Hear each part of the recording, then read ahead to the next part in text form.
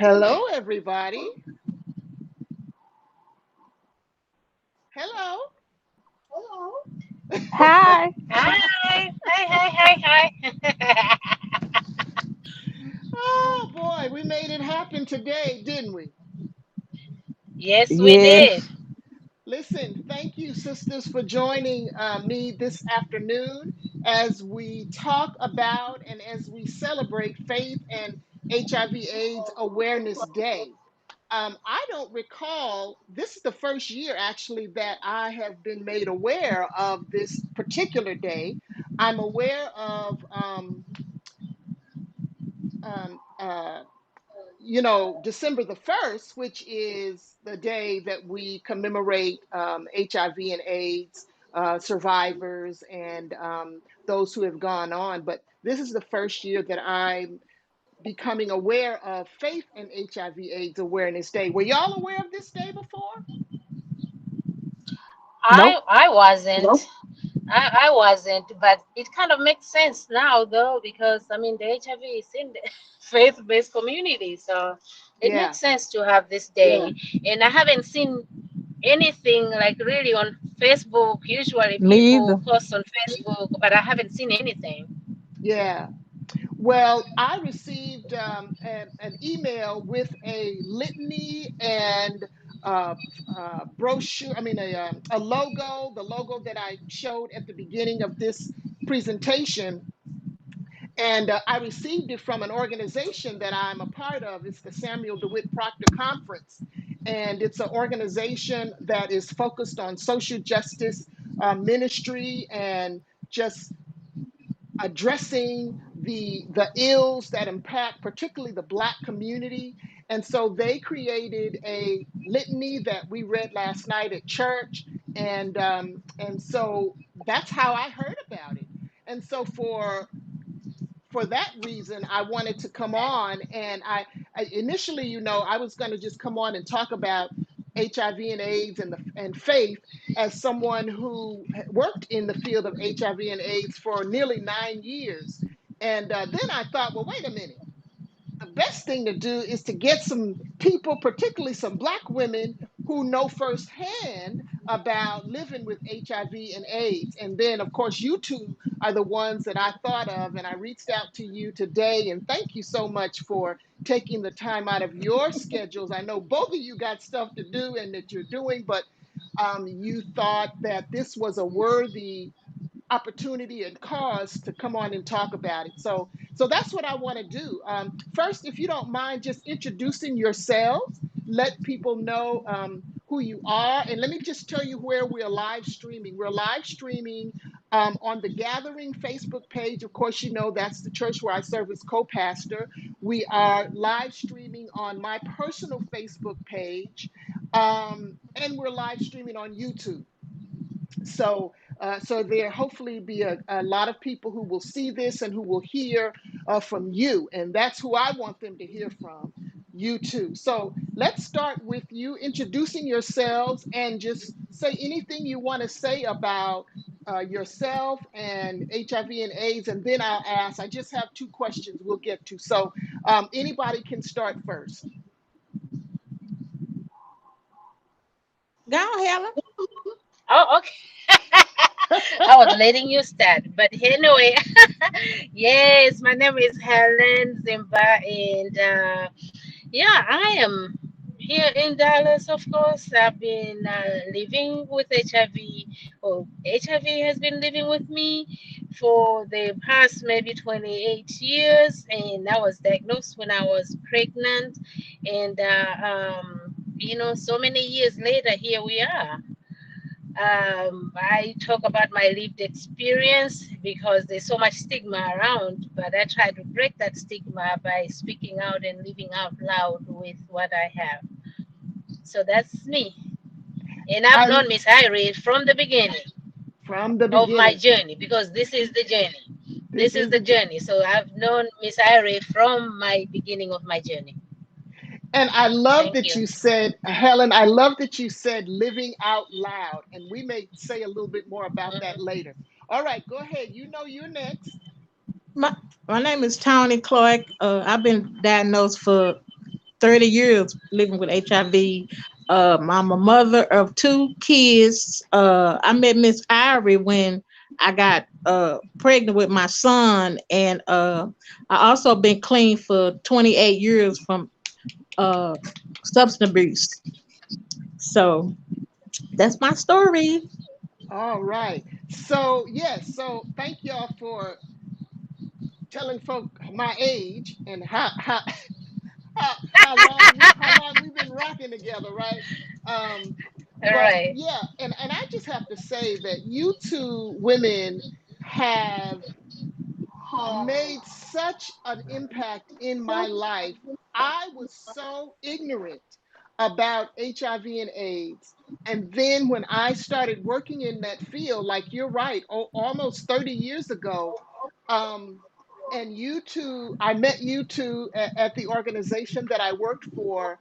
And I didn't realize way back then that so many Black women were living with HIV. I believed the lie, right? I believed the stigma that it was a white, gay, male disease. And so when I started working for Brian's House, which is where I worked and met you all, my mind was blown. Um, and so it just kind of changed the whole way that I think about it and thought about HIV and AIDS. But then meeting you women and so many other, particularly Black women, with so much courage and tenacity and perseverance and determination and faith just blew my mind also. And then to see yeah, you know I'm serious. And then to see the ways in which, of course, I've known you, both of you, when you had your babies, and both of you sons, right? I'm particularly because I think About the Helen, same time. yeah, exactly, and It was two the same boys. time. Yeah. And then to Mm-hmm. see you have these grown adult children, right, that are just doing things. And so it helps to, I think, for people to hear those kinds of stories, it helps reduce the stigma, right? Um, and then you all both are living out loud. So, Helen and Tony, tell us why you decided to live out loud. Tony, you go first. Why did you decide to live out loud? I I want to for people to see the face of somebody that's positive and know that you don't have to look sick. It's not no death sentence, and you can still be healthy and be positive. So, and I'm a big girl, so you know that that's a story in itself. But you can still be healthy and positive, and still live your life. Yeah, yeah. What about you, Helen? Why did you decide to live out loud? I decided to live out loud because it was difficult for me in the beginning when I very first got diagnosed. That was way before in even Brian's house, because at that time, of course, it was a gay disease, and that's what people said, and nobody looked like me. I didn't know anybody, so it was not easy for me to find anybody to talk to or to confide into, or to even just bounce back ideas from. It was pretty hard. So at that time, after I know what I knew, at that time, I decided that I didn't want anybody else to go through what I went through, Mm, because it was rough. Because I had all kinds of things going on in my mind, suicidal things, and yeah, thinking shameful, and didn't want to even to get help. I yeah. couldn't even ask for that help, and because I wasn't living out loud, it wasn't easy for me to ask that help. So Mm, I decided to live out loud so I can have an opportunity to reach out to people, like Tony said, so that people can know that you can still live with this thing. And like for me, I've been living out loud for a long time, but now it's even more when with an opportunity to work in an organization at the Affairs Center where we have this platform to be able to reach out to many women Yeah. who are going through this so that they can access the services that they need. So that's why I live out loud. Yeah. Well, both of your living out loud is helping so many hundreds and thousands of people who maybe have some concerns and fears about living out loud. And so I really appreciate and respect you all so much for that. Now, I want to talk about faith. Okay. So, how has Mhm. faith helped you or been a support to you in your journey, as particularly as a black women? And I'm using the term black women rather than African American because Helen, you are from just so the world will know, you're from Malawi, and Tony, you are from Dallas. So right, aren't you Yes. from Dallas, Tony? Yeah, Yes. yeah. So I'm saying black women, right? So how has your faith been a support to you, and been a help to you, as people, as black women living with HIV and AIDS? For me, I don't think I would have made it if I didn't have faith, because as we know in the beginning, people, were dying left and right, and that's the truth. Miss Irie, remember Yeah, when we first started working in this field, every time you go to work, yep, it's like you had to look at the dead people list. yep, We used to yep, call it dead people list. Every day we had to look at it. yeah, And for me to have made it, nothing but faith, because it wasn't promised to me. So my faith has brought me where I am today. And it was kind of hard for me because that's what I believe in, and not to talk about it with the other people while during my work, because sometimes your job say, oh, you can't bring up yeah, religion when you're talking about things, but I'm like, but that's how what brought me, and I know that that's what it is. yeah, So I usually tell people to say whatever it is that you believe in. Like me getting over here, I'm over here now. I said I was going to be here at 2. I didn't know I was going to get here at 2, but I had that faith that I'm going to get there at 2, and I got here, and I'm thankful that I got here. And that's only the powers that brought me here. So that's what keeps me going each and every day. yeah, And even with the things that we have to go through with the people who really don't understand what we are going through, we just pray about it. I pray about it. That's just me. yeah, yeah. Thank you, Helen. What about you, Tony? What role has My faith played in your journey? faith has played a big role. That's all I was holding on a whole lot of times, because my faith used to be my drugs, All until right. I let that go. I had to have faith in something, and especially when my deal was, if I'm not using, I had to put something in the place of that. So with me being living positive, I had to hold on to that and try to just trust God. I had to forgive myself first, foremost, and I just hold on. That's what I hold on today, to my faith, Mhm. and just believe that everything will be all right. Somebody calling me.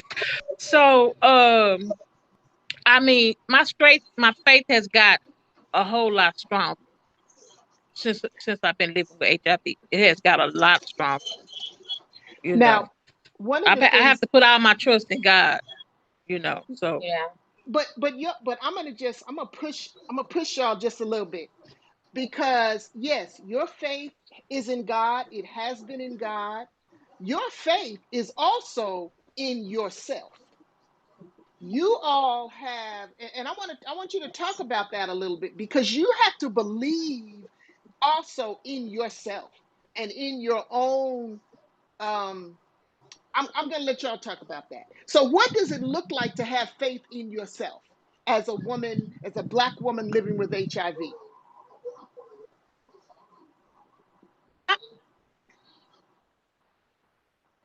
to have faith in my, I mean, just living day to day. and going through uh situations in life, and be done made it uh, through everything. Oh, and I could just say with everything I've been through, from my child being missing to my son having surgery, just a whole lot of things in life, and me still being strong through it all, through everything. My faith, it made my faith stronger. You know what I'm saying? And I, I don't know. I mean, I just trusting in God, and leaving it there, and just believing that everything's gonna be all right, whether Right. good, bad, or indifferent. You Okay. know. Helen, I'm talking about Yeah. also Yeah. I having mean, faith in yourself. Yes. yes. I mean, like for me, I have to stay on faith because when I, whew, okay, so in my family, we were 8 of us in our family, and four of us are still here, and four have been gone. And all this Hmm. has happened, since I was diagnosed. And at that point, I used to get scared of me leaving my siblings, and my siblings have ended up leaving me. So I look at it and I'm like, I'm not saying they didn't have faith, but I hold on to faith to say that just let me see one more year. Let me see my child graduate. Let me see something. But now look at it. I got grandbabies. Yep. So I feel like God has supersized my blessings, like Hmm. literally. So I cannot, there's no way I can live without faith. I hold on to it, and it's not even about religion to me. It's not about Yeah. going to church every day Yeah. for me, Yeah. Yeah. um, because I could go to church and not get anything, but that's the faith that I have inside me. I don't have to Yes. go to church to get that. I don't have to do anything, but that's what's happening to me. I feel like I'm a testimony myself. I'm a testimony on my own. Yes.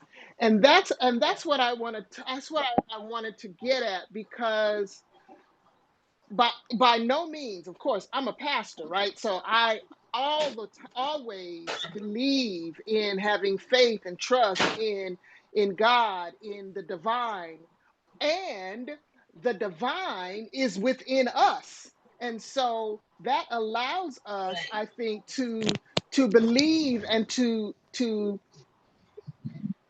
think about the resources, the internal resources that we have, our strength, our courage, our perseverance, our determination. And you all have exhibited those kinds of things. So you embody faith, right? You live it Hmm. because you believe that you were worth living and having that good life and pursuing the things that you dream about, right? And so I think that faith in Yes. oneself is also important, and that does not mean at the exclusion of the divine, right? But seeing ourselves as having the divine living within us as well. um Yes. so Yes. yeah, yeah, so do you see that? Yeah. Yeah. Yes. Mm-hmm. Yeah. So so now I want to talk about also where you see, and we want to talk about religion and we want to talk about the church. Um, what is it that the church or faith communities need to do or need to know about people living with HIV and AIDS? What do people living with HIV and AIDS need from the church or need from faith communities? Because it's not restrictive, like you said, Helen. It's not, it's not just about Christianity. It's not, because people of all faith traditions are living with HIV and AIDS. And so, what is it that people Right. living with HIV and AIDS need from faith communities? For me, I think that the people in church need to know that people living with HIV didn't do anything different from what they do. For one thing, Say so. it just happened to be that some are positive and some are not. we didn't do anything different from what we've been doing. And, people living with HIV need to be treated no different from anybody else. You don't have to exclude people just because they have HIV. That's right. And they just need to know that it is there in the church, because if the church is open to it, to talk about it, and people should know that they are okay with putting people with HIV in the same space as they are, it will even bring out more support for people. Because right Hmm. now there might be people in there who really need the support, but they can't get it because they're afraid of being shunned. They're afraid of people knowing on what's going on with them. So I think that the church community really needs to know that nobody did anything different and we are all the same. Yeah, good point. Now, it looks like we lost Tony. I don't know what happened with her, but I think that's Uh-oh. Yeah, a her screen is blank. yeah, but that's okay. So I think you make Yeah, a so good that, point. that, that that's the thing. You need to start with the church leaders. You need to start with the church leaders. The church leaders. If the church leaders are not educated, none of the people are going to be educated. That's true. That's true. Do you find that that's difficult Yeah. these days? Do you find it's difficult to get into various faith communities and talk to the leaders about HIV and AIDS? It is because stigma is still there. So I mean, we used to think that 2020, that was our goal. We're Yeah. like, by 2020, everybody is going to be aware. 2020, stigma is going to go away. But yeah, here's 2021. We're still Huh. dealing with that. People are even trying to find ways on how to talk to the, faith community where it should be automatic. I mean, it's Yeah. easy for somebody to stand up in church to say, hey, we need to pray for so because they got diagnosed with COVID. I'll, Uh, I can, use COVID ooh. now. Yeah, Yeah. yeah. Yeah. Somebody has been diagnosed with COVID, but nobody will say that about HIV. So if we can get to a point where we are able to talk about that, so I don't know. Maybe now with all these U equals U, that people when they're undetectable they don't transmit. Maybe that will do it for the church community. I'm not sure, but something got to be done. And I'm so grateful for people like you, Miss Irie. I don't see too many people talking about HIV on the pulpit. Mm. They You they know, don't. They barely bring it up. Sometimes like barely just touch on it. yeah. It's what is they barely. Yeah. Yeah. Well, I know that there is a okay, she's coming back. There she goes. Sorry. Girl, did you go and get it yet? Hi. Yeah, you're back. My daughter had my daughter had called and it hung up. Okay. Okay. Well, we're glad you're back. We were talking about, and Helen made some good points about what the church community, faith communities need to do. And she said that, like, people in church communities, they can get up and say, well, let's pray for somebody because they have the COVID. They have COVID, but they won't stand up and say, pray for me because I have HIV and AIDS, or my daughter is living with HIV. We won't do that. So it's still that stigma. So, what do you think the church can do or faith communities can do, Tony? Uh, uh, be supportive. Have encouragement for other people that's positive. Love on them. Love on them. Mm-hmm. And be accepted to them. Hmm. Be Hmm. Right. accepted. Yeah. You know. I wonder what And makes it so hard. I wonder what makes it be. so hard. Go ahead. You know what? I was thinking about because when I found out I was positive, and I thought about the story in the Bible about leprosy, and so I always go to that because when I found I was positive, I claim healing. I claim healing, and by His stripes I'm healed. I believe that, and so that's what I've been living on.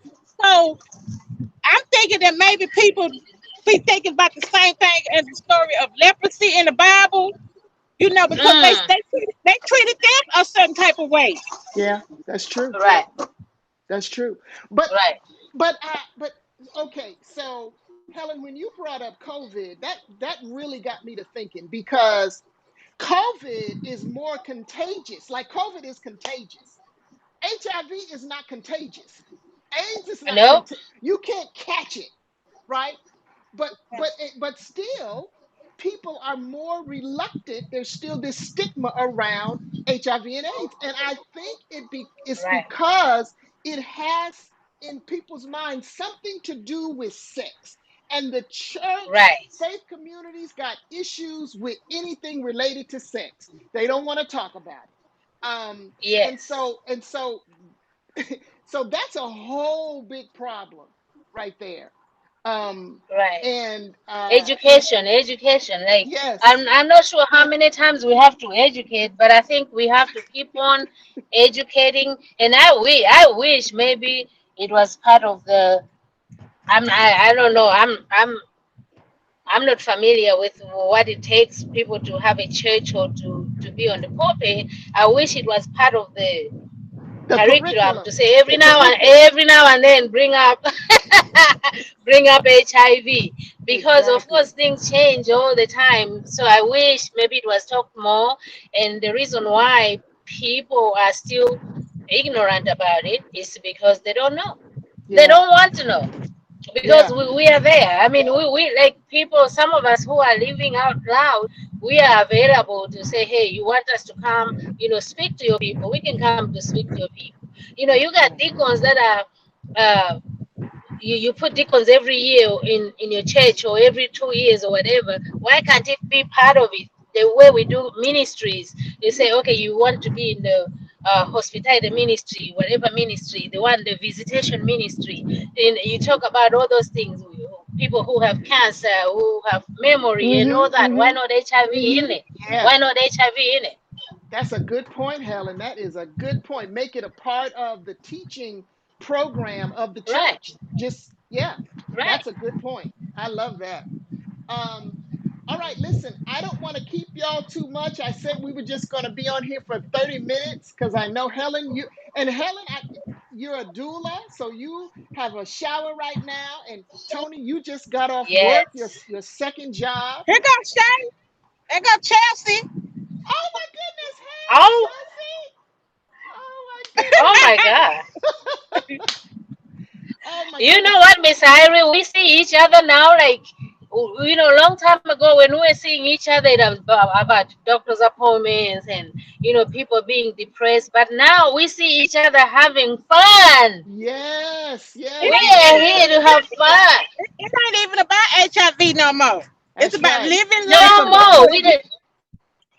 It's about Yes. living. Living Yes. life to the Because fullest. I always, to the fullest, because like and Miss Irie, when I first met you, Yes. literally, part of your job was really to prepare me on how Yeah. I'm going to die. Yeah. Prepare, now Miss Helen, we gotta have a will, we gotta do this, we gotta That's do, right. but we don't do that anymore. Now we know Look, we're not talking about dying, we are talking about living, we're living. talking about what are we Living. going to do next. Yes, Yes. we need to win, how much money we wanna make so we can take those vacation, you know, yeah. Talk, And Helen. Miss Tony have a boyfriend, so I can come to the Ah, wedding. Miss Tony always got a boyfriend. Okay. But the I ain't second got That's no it. But I boyfriend. just want, I'm I want trying to to be come a to the wife. wedding. all I'm right, stopping. Oh y'all I got a Lord. relationship. I y'all are got a bring relationship with God right now. okay, baby. Oh, I'm Oh, glad that's about all it. right. I'm glad That's about it. all right. So yeah, so that's a difference on our conversation now. Now we Yeah. are talking about living because yeah, now we're talking about food and housing and all that stuff. Those are the Yes. things like when I'm homeless, HIV is not even the first thing to think about. Okay, When my exactly. kids are hungry, HIV is not even one thing to think about. And as far as the Exactly. church community, they are people. It's the church, but these are people, they're individuals. I've been in a situation where one church member mentioned HIV, and I was so excited. But then it turned around. They said, "Oh yeah, we need to pray for my cousin who has HIV." And then she had to even correct it. She's like, "Oh, by the way, he got HIV because he was hemophilia." I don't know why do you have to See, explain that. see, because Yeah. You see, and this that's is right. in church. That's right. And that's because they had to qualify it because they felt like if the Yes, people think it had to do with who he had sex with, who he was sleeping with, then they wouldn't be yes, accepted. And that is a problem. yes. And I'm It telling is a you, problem. we are going to do something about that, Helen and Tony. Okay? Yes, I'm All telling right. you, it is a problem. Well, thank you so much for even bringing this Thank up you, and having Pastor. us here. All right. Listen, I love Yes. y'all and we'll be in I touch love you and too. we'll see what the Lord will do. And you never know, we may be doing some things together. Again. You know, All right. I Y'all love take that. care. Y'all take care. I love you. Okay, bye. Love you Bye. too. Anytime.